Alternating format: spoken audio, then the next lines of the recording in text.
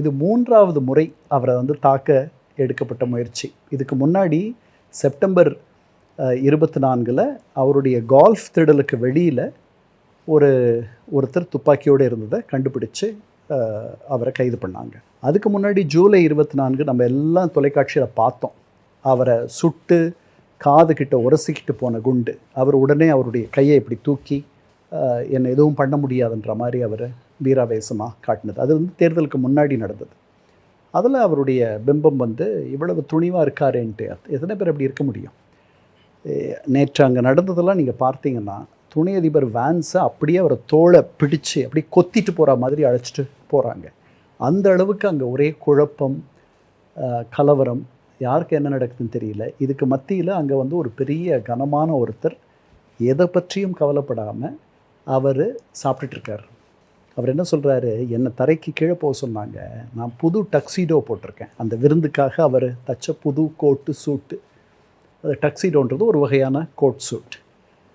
இந்த மாதிரி விருந்துக்கு போட்டு போகிறது.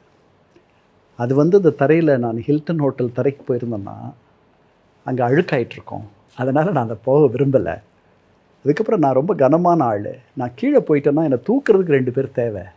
அதனால் நான் விருந்து சாப்பிட்டுட்ருப்போம் அப்படின்ட்டு இருந்தேன் அப்படின்னு வேடிக்கையாக ஒருத்தர் சொல்லியிருக்காரு. அதே மாதிரி அவர் சாப்பிட்டுட்டு இருந்தார். அதையும் பார்க்க முடிஞ்சிருக்கு எல்லாராலையும்.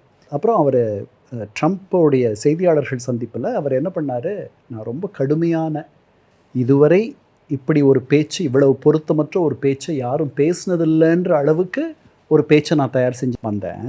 உங்களெல்லாம் வறுத்து எடுத்துகிட்ருப்பேன், ஆனால் நல்ல வேளைக்கு அது நடக்கலை அப்படின்ட்டு அவங்கள ரொம்ப பாராட்டிட்டு, ரொம்ப எல்லாம் தொழில்முறையாக அழகாக பண்ணீங்க, ப்ரொஃபஷ்னலாக பண்ணீங்க அப்படின்னு சொல்லிவிட்டு அந்த வாஷிங்டன் வெள்ளை மாளிகை செய்தியாளர்கள் சங்கத்தினுடைய தலைவி அந்த அம்மா ஒரு ஆசிய அமெரிக்கன். அந்த அம்மாவை பாராட்டிட்டு, மற்றவர்கள் எல்லாரையும் பாராட்டிட்டு, முதன்முறையாக இது வரைக்கும் அவர் சொல்லாத ஒரு புதிய செய்தியை நேற்று சொன்னார். என்ன சொன்னார், அவர் பொதுவாக ஒரு பிரிவினைக்கு வித்துடுறவர், பிரிப்பவர், டிவைசிவ் அப்படின்னு தான் அவரை பற்றி எல்லாரும் நினைப்போம்.